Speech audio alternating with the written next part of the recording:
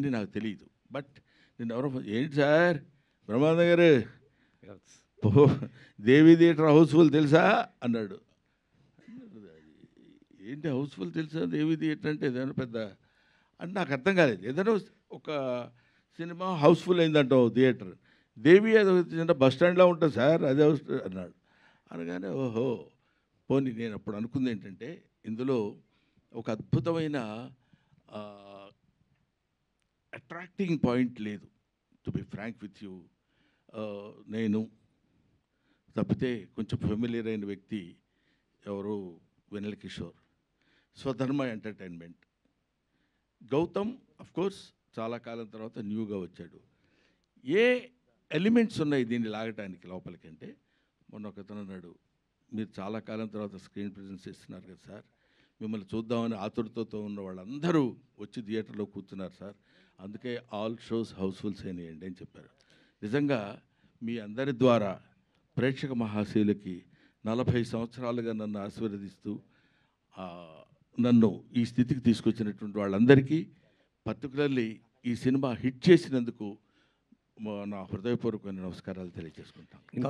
ఇంత success in ఈ సినిమాని మరి మీరు సక్సెస్ టూర్ ఏమైనా ప్లాన్ చేస్తున్నారా? ఇట్లా ఏంటి అది? ఏదండి ఇంత పెద్ద బ్లాక్ బస్టర్ హిట్ అయినందుకు సక్సెస్ టూర్ ఏమైనా ప్లాన్ చేస్తున్నారా? Fans thanks. సక్సెస్ టూర్ అండి, ఎస్ సక్సెస్ టూర్ ఇక్కడ ఇతను అడగాలి, అదే మనకు తెలిసిన విషయం కాదు. థ్యాంక్స్ టూర్ ఖచ్చితంగా బ్రహ్మానందం గారిని తీసుకెళ్తారుగా?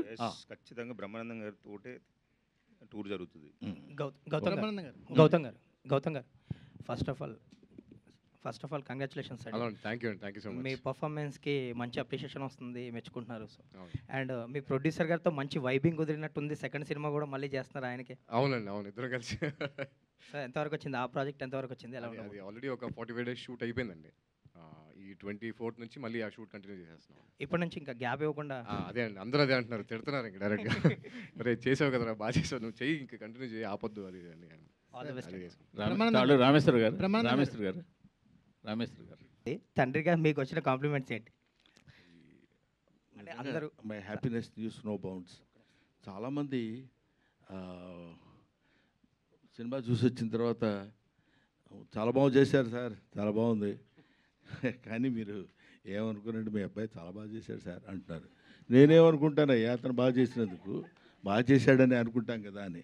బట్ ఏమైనా మా అబ్బాయి బాగా చేశాడని ఏకకంఠంతో అందరూ అప్రిషియేట్ చేస్తున్నప్పుడు ఒక తండ్రిగా నేను చాలా ఆనందిస్తున్నాను. Thank you sir. Brahmanandam sir, ఇక్కడ నీ వెంకట్ ఎన్టీవీ సార్. ఇలాంటి ప్రయోగాత్మక సినిమాలు అంటే తాత లాంటి క్యారెక్టర్ ఇంకా ముందు కూడా చేస్తుంటారు, ఇది సక్సెస్ అయింది.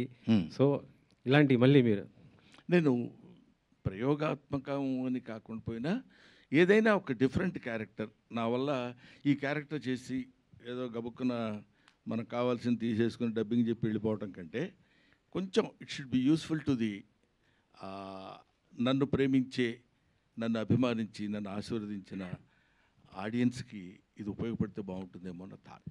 మొన్న ప్రీ రిలీజ్ ఈవెంట్కి మెగాస్టార్ గారు వచ్చారు కదా, అవును చూసారా? ఏంటి రెస్పాన్స్ ఏమన్నా? ఇంకా నేను అడగలేదండి. తర్వాత మోర్ ఓవర్ ఇప్పుడు డైరెక్ట్గా ఫ్రమ్ షూటింగ్ నుంచి వస్తున్నాను నేను.